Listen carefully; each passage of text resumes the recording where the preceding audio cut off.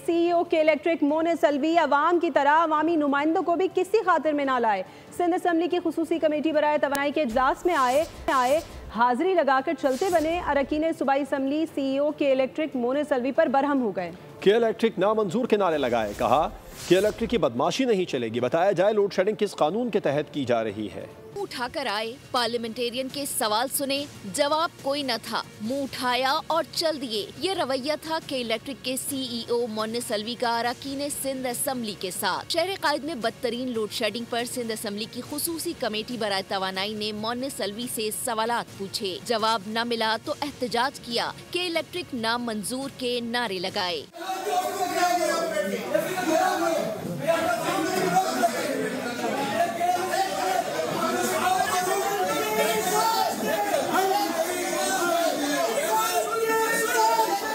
मोनिस अलवी उठे और चले गए। बस इतना झूठ बोला कि 45 डिग्री पर लोड शेडिंग नहीं करते। जमात इस्लामी के रुकन ने सवाल किया कि शहर में दर्जा हरारत 45 डिग्री होता है।